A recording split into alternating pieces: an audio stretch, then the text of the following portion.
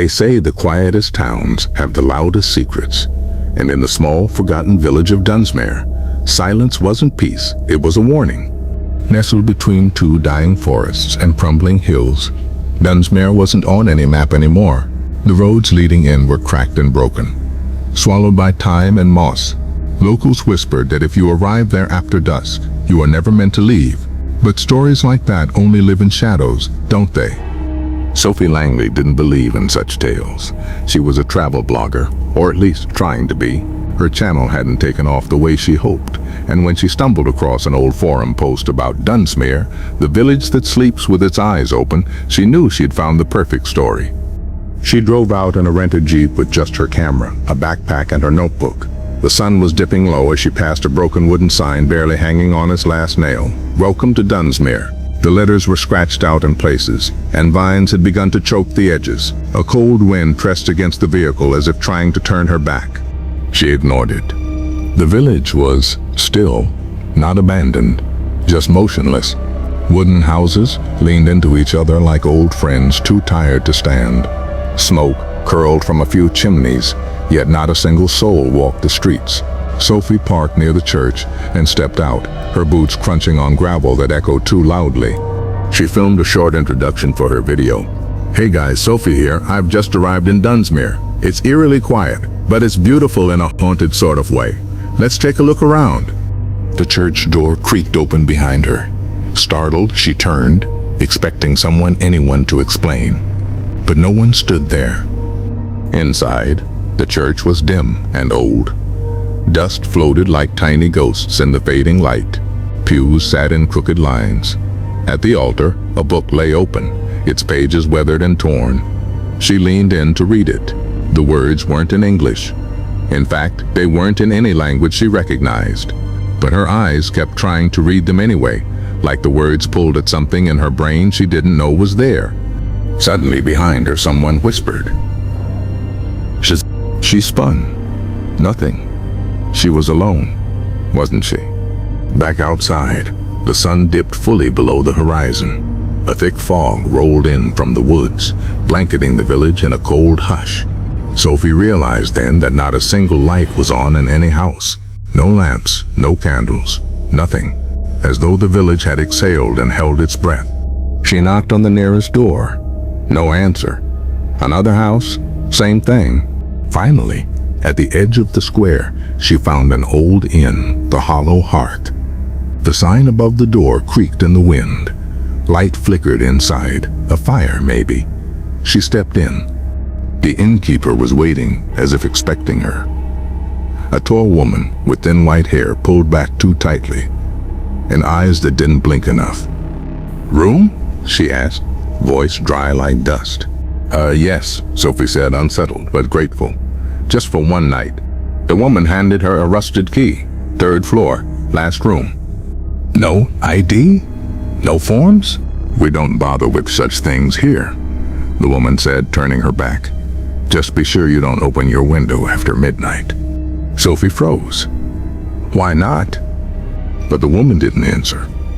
She had already disappeared into the back of the inn, her steps making no sound on the wooden floor. Sophie made her way up the narrow staircase. The halls were dark, lined with portraits of people who all seemed to have the same blank expression. Their eyes followed her. She told herself it was a trick of the light. Her room was simple. A bed, a desk, and strangely, a large old mirror bolted to the wall opposite the bed. It was draped with a sheet, and something in her gut told her not to remove it.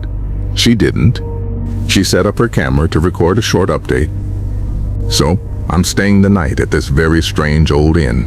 I'm starting to see why no one talks about Dunsmere. There's something off here. But I'm safe, I think. I'll keep filming just in case." Later that night, long after she'd settled under the blankets, she woke to a sound, a tapping. It came from the window. Tap, tap, tap. She sat up. Her heart pounded. The clock read 12:03 a.m. "Don't open your window after midnight." The innkeeper's words echoed in her mind. She stayed still. The tapping stopped. But then, another sound. From the mirror. It was a faint scratching, like nails on the other side of the glass. Slowly, cautiously, Sophie turned her head. The sheet covering the mirror was gone. In its place was her reflection, but not quite. The Sophie in the mirror was awake, sitting just as she was, but smiling. Wide, too wide. Her eyes were black pits. Her hands were bleeding. Sophie gasped and scrambled back. The reflection didn't move. It only smiled wider. She turned to run, but the door was gone. Where it had been was now solid wall, covered in peeling wallpaper. Trapped. The mirror, Sophie tilted her head. Then she spoke. "You looked at me. That's all it takes?" Sophie screamed, but no sound came from her mouth. "You shouldn't have come here," the reflection said. "This place remembers, and now so will you." The walls began to bleed. Dark shapes crawled from under the bed. The air turned to ice. Sophie blacked out. When she woke, it was morning. Bright, golden sunlight streamed through the window. The room was exactly as it had been. The mirror was covered again. The door was there. Was it a dream? She stumbled downstairs. The innkeeper was at the counter. "Sleep well?" the woman asked, smiling too much. I think so," Sophie replied, unsure. "No windows opened?" "No," Sophie lied. The woman nodded. "Good. Then you're free to go." Sophie left without looking back. The streets were still empty. Her Jeep sat where she left it, but the tires were covered in frost, despite the warm morning sun. As she drove away, she promised herself she wouldn't upload the footage. Whatever was in Dunsmere, it wasn't meant for the world. But the camera, it had kept recording, and when she finally reviewed the video, she saw something. At exactly 12:03 a.m., her sleeping face appeared. Then the tapping. Then behind her, the sheet was pulled away by an unseen hand, and standing in the mirror was her reflection. Only it didn't stop smiling, and it blinked, just once, out of sync with her. Now months later, Sophie doesn't sleep well. She avoids mirrors. She can't stand the tapping of rain on windows. Because sometimes, when she wakes in the middle of the night, the mirror across the room is uncovered again, and she's still asleep in it.